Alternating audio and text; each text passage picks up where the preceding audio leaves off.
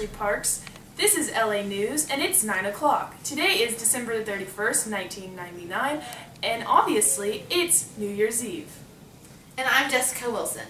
Tonight, we at LA News wanted to take a moment and look at the major world events that happened in the 1990s. As the 2000s open, we can only dream that the next decade will be as great as the last. I don't know about you, Jessica, but that thought gives me nightmares. The 90s was a time period of intense terrorism. True, but even more of a reason to contemplate their significance. First, let's start off in the South with our good friend Texas. In 1993, David Koresh and the Branch Davidians at Mount Carmel in Waco, Texas, were put under siege for 51 days by the FBI. Eventually, after the 51 days, a shootout occurred between Koresh and the FBI. The church building, which the cult was centered in, caught on fire, killing 75 Davidians and Koresh himself. And then afterwards, the right-hand man to Koresh shot himself and the other surviving Davidians. Gotta love the Bible Belt. And also in Texas, the first Democratic governor, who was a female, was elected, named Ann Richards. And she also started a campaign focused on poor George's political policies, setting a precedent for new political standards in Texas. Well, in 1992, Bush was defeated by Arkansas native William Jefferson Clinton. Clinton became the 42nd President of the United States. His politics can be debated, but he was able to balance the budget that had been blown to pieces by Reagan.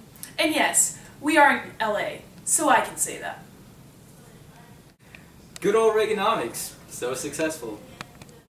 Clinton's ability to balance the budget was aided by Newt Gingrich's movement called the Contract with America, forcing the government to actually employ bipartisanship. Does that overlast?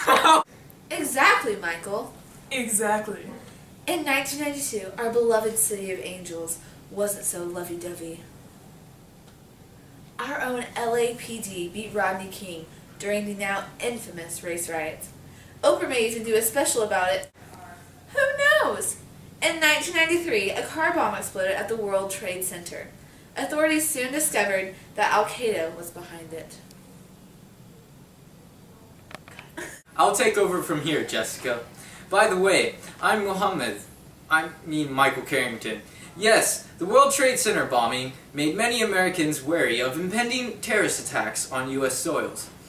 Authorities are confident now that no further bombings will occur because they arrested 8 extremist Muslims.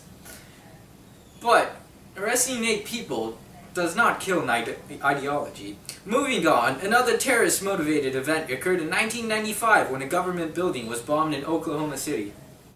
I guess the government had to realize that white people are to blame. Sometimes. I'm shocked. They didn't learn from the Reagan assassination attempt. The Atlanta Olympics bombing of '96 proved otherwise, killing 1 and injuring 111. Back to you, Jessica.